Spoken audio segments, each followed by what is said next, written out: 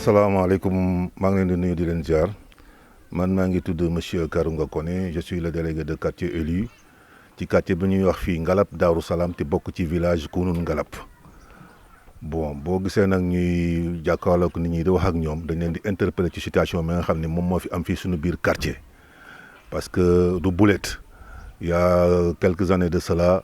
il y a une famille qui est venue ici mooy la famille de Djibril Déthié Thioune ñëw fii ànd ak ay gendarme ñëw bëggatuñu suñu quartier bi la population s'est opposée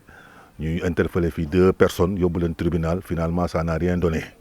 ñu toogaat encore quelques années il y a la DSCOS qui est venue avec monsieur Daouda Thioune ba ñëwee ñu commencé marqué kër yi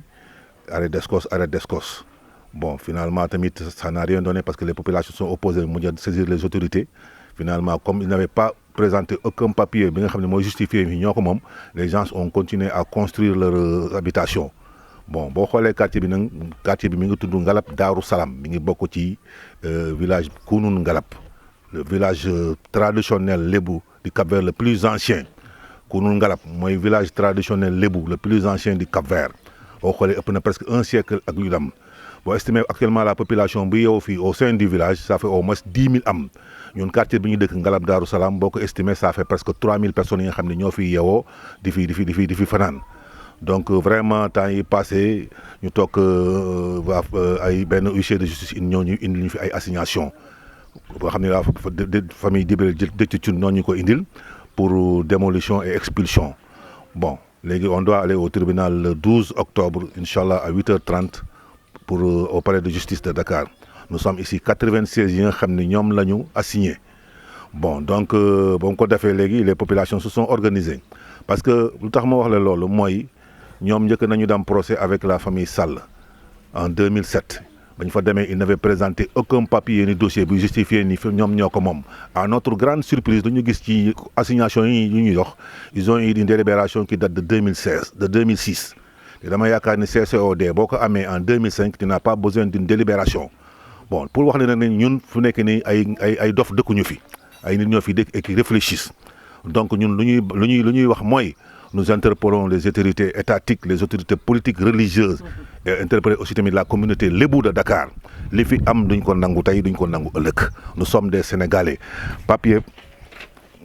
bu ma lay wax nii ñu ngi ko déposé le 1er octobre 2020 pour les domaines de Rufisque c'est les droits réels bi nga xam ne mooy le 10 303 R mi ngi nii li ñu ci bind propriété état du Sénégal charge néant donc damay wax ni fu ñu dëkk nii 20 hectares yi ñuy revendiquer fii état du Sénégal moom moo ko moom mi ngi nii du lu ma inventé voilà les droits réels c'est l'état du Sénégal charge néant ça fait 20 hectares le village y compris donc lu ñu bëgg a wax mooy dañuy interpeller les autorités étatiques notamment en premier lieu son excellence le président de la République Macky Sall waaw di ko xamal ni fii ñu dëkk ñu ngi bëgg a sonal ñu ngi bëgg a buntu xatal te duñ ko nangu di interpeller aussi le ministre de l'urbanisme di interpeller les autorités politiques notamment le ministre qui est là sur place mooy le ministre des collectivités locales monsieur Omar Gueye waaw di ko interpeller ko ci mbir mi ñun daal lu ñu bëgg mooy kon ñu may ñu jàmm may ñu salaam parce que fu mu nekk ni population bi ñi fi dëkk c'est des gens qui sont apparemment démunis des veuves des gens qui travaillent dans l'informel et des retraités donc dañoo jënd sur la base de délibération yi nga xam ni waa village ñooñu ko jaay c'est des délibérations qui datent de 2000 2001 2003 2004 2005 il y a même une délibération qui date de 91 la famille Thioune délibération bu ñu présenté ça date de 2006 donc les délibérations yi nga xam ne ñun ci la ñuy jëndee suñu titre suñu terrain c'est antérieur à celle bi nga xam ne moom la waa famille Thioune yor donc boo ko xoolee y a quelque chose qui n'est pas clair dans cette affaire te loolu la ñu bëgg nag nit ñi leeral ko parce que duñ ko nangu il y a des gens qui sont derrière cette famille yi nga xam ni dañ ci am ay intérêts yi nga xam ni ñoom ñoo leen di pousser à porter l'affaire devant la justice ñun nag ay citoyens sénégalais lañu bu ñu woowee yoon danañu wuyu ji bu ñu woowee yoon danañu on n'a pas peur parce que fu ñu dëkk nii li ma lay wan nii mooy kii état du Sénégal moo ko moom amul titre amul fu ñu bind fii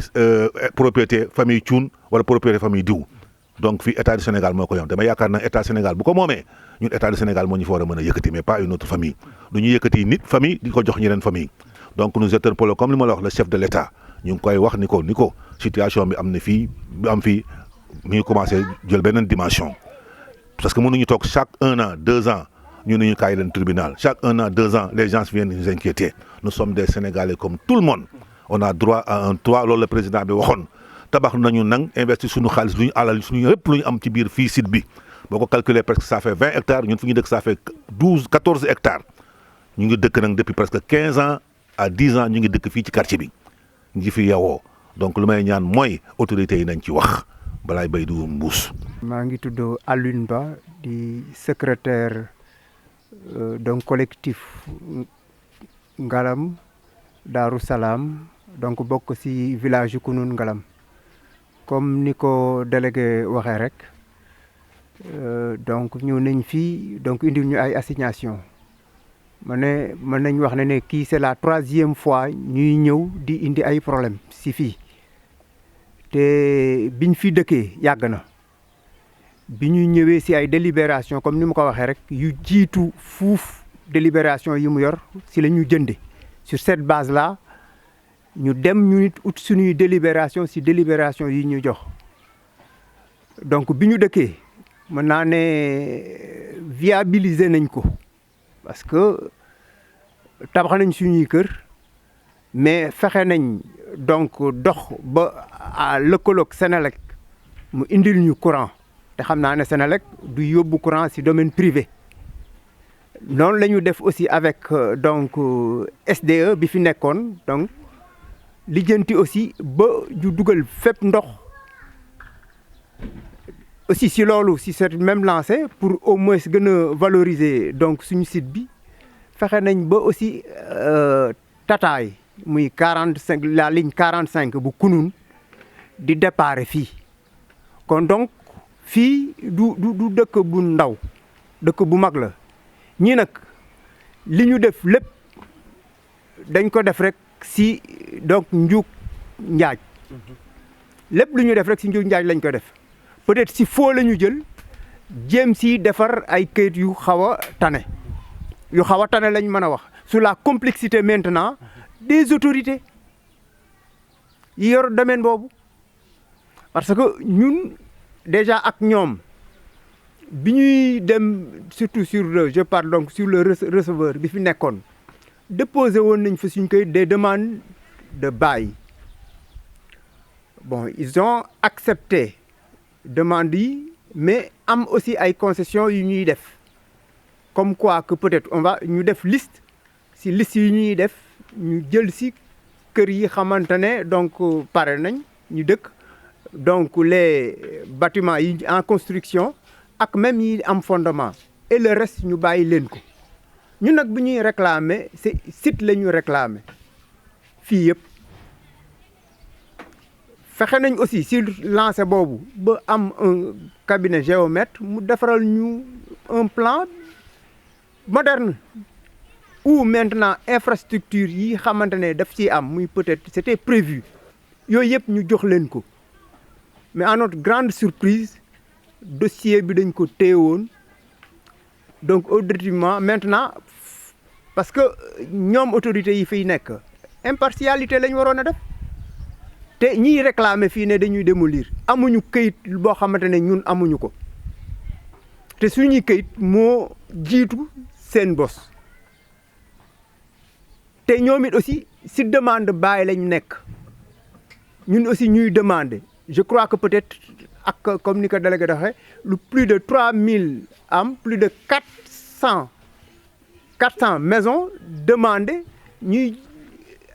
demande collective ñuy jox kenn loolu def naa ne yedul waana la si loolu daal vraiment ñu ngi lancer autorité administrative ñu jóg si lii balaa aussi leneen daf siy am te def naa ne fi ñuy oowee ñun nous avons confiance en notre justice et defe naa ne en premier lieu le président de la République am na ay lancé yu mu def sur le problème foncier def naa ne loolu bu fekkee ne jaar na yoon ñii li ñuy réclame duñ ko fi am te je crois que le premier village lébu le premier village lébu du Cap-Vert nit du osé ne moom moo ko moom ak nag foo manti jaar waroo ko mën a moom. di leen xamal ne ñun fii yàgg nañu fi dañ doon góorgóorlu di jóg di daanu di dajale ba mën a for lu ñu jënd pak di for di daanu di dajale di tabax ba dëkk ak suñu mbokk njaboot kon nag bu ñu toogee ba tey keneen jóge ca kaw ñëw ne man maa ko moom ñun duñu nangu loolu bañ koy jënd ñu ko jaay ñoo ko moom ñooñu ko jaay ñu jënd ak suñu xaalis kon nag bu keneen ñëwee naan maa ko moom d'accord ñu ci tey d'accord ñu ci suba defar nañu tabax nañu ba pare dëkk ak suñu njaboot yaakaar suñu njaboot suba ñu toog fii ak ñun mais bu ñu demee bay leen fi ak jàmm mais keneen jóge fale naan man maa ko moom kooku d'accord ñu ci tey d'accord ñu ci suba waaw te lu ne nag jaral nañu ko ñun parce que suñu yaakaar suñu àddina yëpp lañ ciy def kon donc mënu ñëw tey naan ñun ñoo ko moom tey déedéet mënu nag kooku d'accord ñu tey d'accord ñu ci suba fi mu ne président Macky Sall ñu ngi ko ñaan ci kattanu Yàlla ñu ngi ko ñaan mu jàppale ñu dimbale ñu parce que moom rek moo ñu mën a dimbale ci lii waaw nit ku ñëw naan maa moom te moomuloo wala ba nga ko moomee waxuloo ko ba ñu jënd ba pare mu ñëw tey naan maa ko moom fos yéene lan tey suñu tabax yi ñu torox kon nag Macky Sall ñu ngi lay ñaan ci sa kattan ak sa nganal nga dimbale ñu ngir Yàlla nga jàppale ñu waaw loolu daal la ñu soxla def ñu nar a toroxal ba ñu torox parce que lépp lu ñu amoon yëpp def nañ ko ci ñii ñu ngi ne suma catégorie yëpp magat nañu presque ay retraité ak ñu magat rek ñoo fi nekk kon nag amatuñu doole bu ñu jëndaat feneen di yàq suñu xaalis yëpp jeex na suñu yaakaar yëpp jeex na suñu yaakaar yëpp mu ngi fii ci kër gi kon nag Macky Sall nañu dimbale ngir Yàlla waaw nañu dimbale ngir Yàlla amatuñu beneen yaakaar bu dul fii buñ fi jógee torox la ñuy def te suñu njaboot toroxal ñu ñaanuñu ko Yàlla yow la ñu yaakaar nag yaa fi nekk yaa boot ñëpp ki ne moom ak ñun ñëpp yaa ñu boot kon nag bu ko defee da ñuy jàppale ngir Yàlla. kii sunu papa la bu nekk fii ci quartier gi muy góor gi Latir Ngom li mu wax boo ko xoolee xool ko âge am ak fi mu toll